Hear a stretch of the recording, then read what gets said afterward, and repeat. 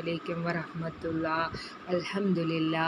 ഇന്ന് പറയാൻ പോകുന്ന അമൽ വളരെ ശ്രദ്ധയോടെ കേൾക്കുക. പരിശുദ്ധമായ റജബ് 27 നമ്മളിലേക്ക് അഗാധമാകാൻ പോകുന്നു.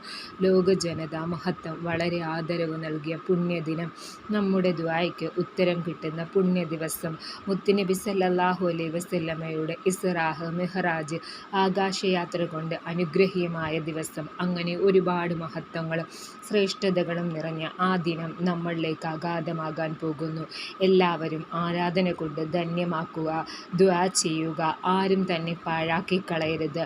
നാളെ പരിശുദ്ധമായ റജബ് 27, ഇന്നത്തെ സൂര്യാസ്തമയം ആ രാത്രിയാണ് റജബ് 27 രാവ് ആരും മറക്കണ്ട. കൂടാതെ പകൽ നോമ്പ് നോക്കൽ പ്രത്യേക സുന്നത്താണ്.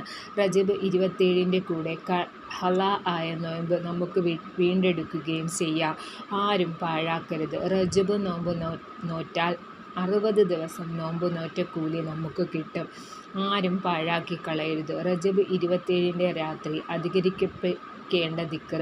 മുത്തുനബി സല്ലല്ലാഹു അലൈഹി വസല്ലം തങ്ങൾ നടത്തിയ ആകാശയാത്രയിൽ ഇബ്രാഹിം നബി അലൈഹിസ്സലാം കണ്ടുമുട്ടുകയും നമുക്ക് സമുദായത്തിന് സമാനകമായി ഇബ്രാഹിം അലൈഹിസ്സലാം ചൊല്ലാൻ നിർദ്ദേശിച്ച ദിക്റാണ് പറയാൻ പോകുന്നത്.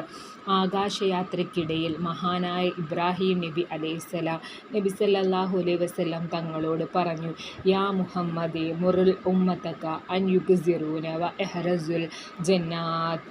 സ്വർഗത്തിലെ ഏറ്റവും വലിയ കൃഷി അധികരിപ്പിക്കാൻ അങ്ങയുടെ സമുദായത്തിനോട് പറയുക. മുത്തുനബി സല്ലല്ലാഹു അലൈഹി വസല്ലം ചോദിച്ചു, വാ ഇഹ്റസുൽ ജന്നാത്ത, എന്താണ് ഈ സ്വർഗത്തിലെ ഏറ്റവും വലിയ കൃഷി?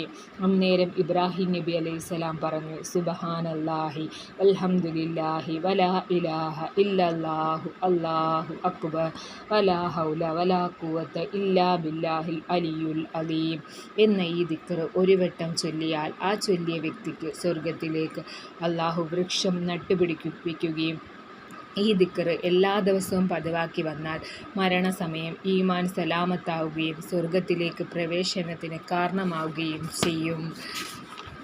മിഹ്റാജിൻ്റെ രാത്രിയിൽ ഈ ദിക്ർ പതിവാക്കിയാൽ അജ്വലമായ ഈമാൻ വർദ്ധിക്കും, സ്വർഗപ്രവേശനം ലഭ്യമാകാൻ കാരണമാവുകയും ചെയ്യും. അതിനാൽ ഇന്നത്തെ രാത്രി എല്ലാവരും ഈ ദിക്ർ പതിവാക്കുക.